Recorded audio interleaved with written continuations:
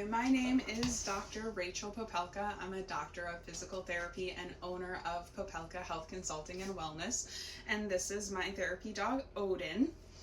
Today, we want to show you a total body workout that you can do if you're just starting to get into strength training. You're an avid hiker and you want to stay strong as you're aging. You want to help to promote hormonal health. You want to make sure your bones are staying healthy, but you're not quite sure how to get into strength training. So all of these workouts, if you're just beginning, I suggest to start out body weight first. Make sure everything feels good. If you have any pain, obviously stop, consult your physical therapist or your doctor.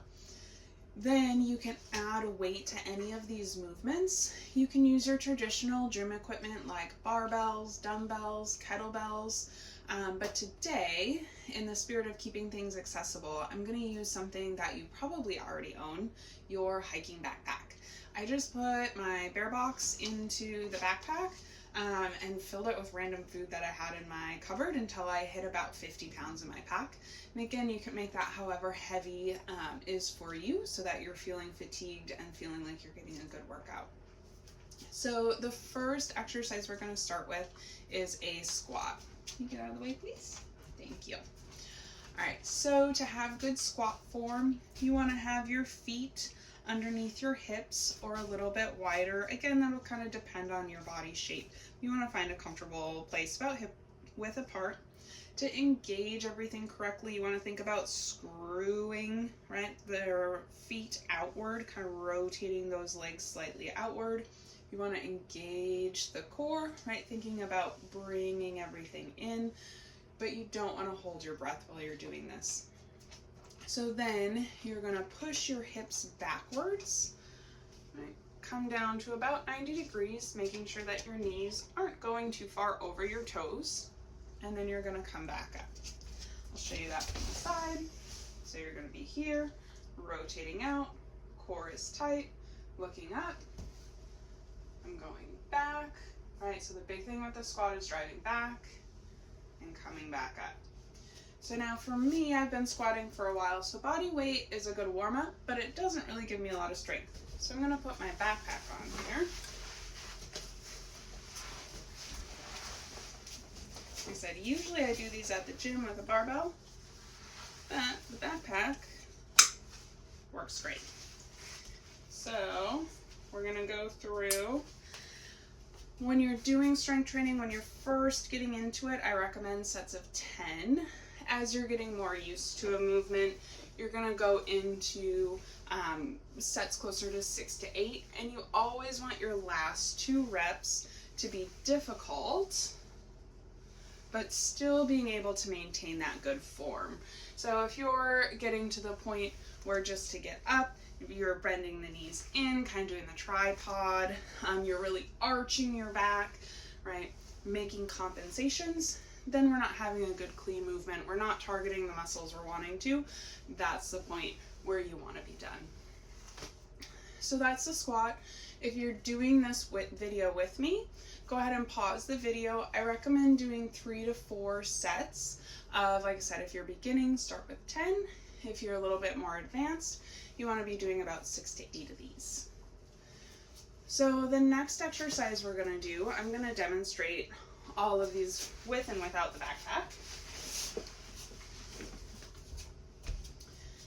is the lunge. So to lunge, it's essentially just a step forward and then down. So you're gonna take your feet, you're gonna start about under your hips, you're gonna take a big step forward, and then you're gonna be moving your hips directly down. You can touch the knee to the floor there. Again, I don't want this knee driving very far over my toes. I should be able to see just the tips of my toes there, and then I'm coming back up. Now you can either pulse in this position, or you can go through the full range each time. And again, if you're just starting, I would start with body weight, doing 10 on each side. You can either do, and I like to do 10 on one side and then 10 on the other. Sometimes you can alternate. Again, there's pros and cons to each. And then Again, you can either use a barbell. A lot of times in the gym, I like to use a barbell. You can use dumbbells for this, either on one side or both sides. Or if you're at home in your RV, you can use your backpack. I'm going to show you from the side.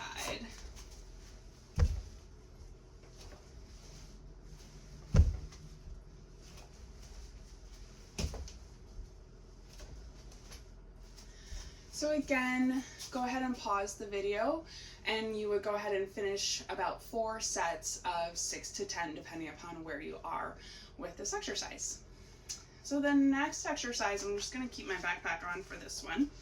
This one is going to get at strengthening the calves, which are really important for not only going uphill, but also controlling coming downhill. This is also going to be a bit of a balance challenge for some of you. So what you want to do is go up on your toes, really driving through that big toe. So if you have some tightness or different compensations, you might find yourself trying to roll out onto that pinky toe. We want to keep everything coming up pretty equal through the feet, making sure that that big toe is receiving a lot of our load. So again, you're going to do, for calves, I like to go a little bit higher, so I'll usually do about 3 sets of 10 of these. And again, if I'm at the gym, I'll just do it at the Smith machine or have a barbell or dumbbells, or I can use my pack. So go ahead and pause this video and then finish your 4 sets of 10 of the heel raises. All right, so next we're gonna do an exercise for the arms. So we're gonna go into the push-up. So this is a great exercise. It gets the core and your upper body. So you're gonna come down onto your ground. You can put padding down if you want to. You can either be in full plank here. And again, you wanna think about zippering your core in, high, making sure you're breathing.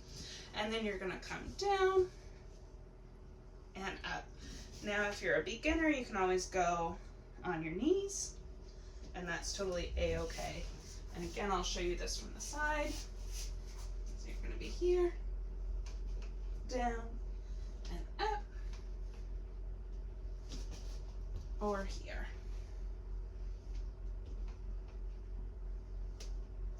And while you're doing this, you wanna make sure that you're not, right, sagging here, coming up into here, right? You want to be essentially like a plank. So think of a board coming from the tip of your head to the tip of your sacrum or your tailbone. And you want to be pretty straight through there with just a little bit of natural curve in the lumbar spine or the lower back. So go ahead and pause this video. And you're going to do 4 sets of 10 of those. So then our final exercise is going to be really important, especially for backpackers, right, when you're trying to load gear. So a lot of times as women, we don't get strength pushing things overhead. This is going to be that exercise. So again, you can use anything that has a little bit of weight to it. A lot of times people will even use their laundry detergent, or a gallon of milk is about 6 pounds. So you can save your milk jugs and fill them with water.